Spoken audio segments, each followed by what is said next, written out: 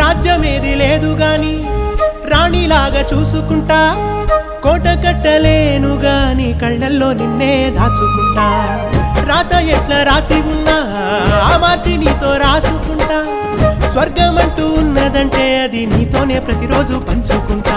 నిన్ను గన్న మీ నాన్న కన్నా అల్లారు ముద్దుగా సాదుకుంటా. నీకు కోపం వస్తే కొంత దూరం ఉంటా, నువ్వు గీత గీస్తే